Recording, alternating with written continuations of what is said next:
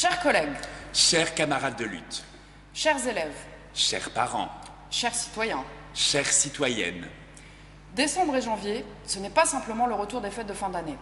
C'est aussi, tous les 5 ans, à quelques mois d'élections nationales, le retour des verbiages creux, des bilans satisfaits, qui accompagnent le discours des représentants et des représentantes politiques qui ont été au pouvoir au cours de la mandature.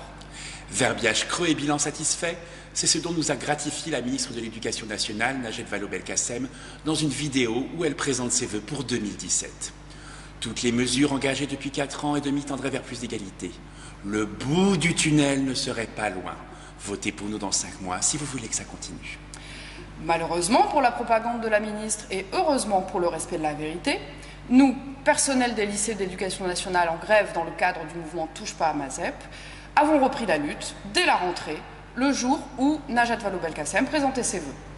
Si nous sommes repartis en grève reconductible, c'est bien parce que la ministre et derrière elle la majorité socialiste ne veulent pas réduire les inégalités au lycée.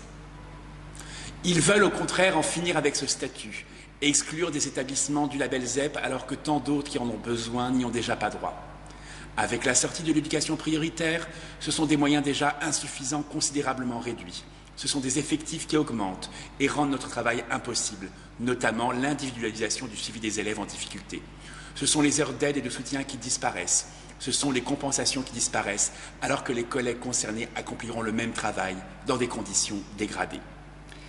Se satisfaire d'une telle situation, c'est insulter la vérité. C'est nous insulter, c'est insulter nos élèves. Ces élèves qui, en plus d'être confrontés aux inégalités et au manque de moyens, doivent subir un racisme prégnant dans la société et les institutions.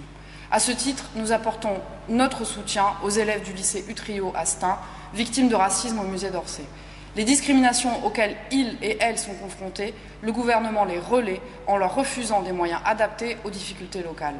On leur refuse un égal accès à la culture et à l'éducation. Nous continuons donc la lutte. Certains d'entre nous sont à plus de 10 jours de grève et le mouvement est parti pour être reconduit et gagne encore en puissance. Les parents d'élèves nous soutiennent. Beaucoup d'entre eux ont appelé à des établissements déserts ce mercredi, avec succès. Maintenant, nous voulons un statut et une carte élargie de l'éducation prioritaire. Fondés sur des critères transparents. Garantissant des effectifs limités. Donnant droit à des moyens supplémentaires créés par le gouvernement et non repris à d'autres.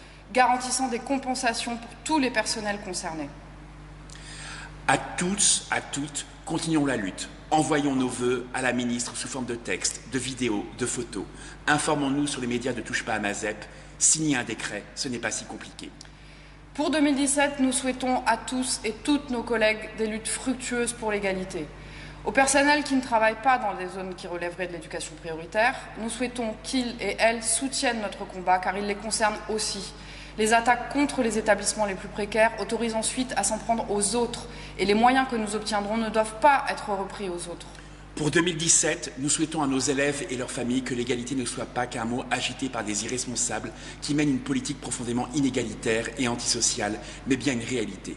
Cette réalité, ce n'est que par la lutte que nous l'obtiendrons.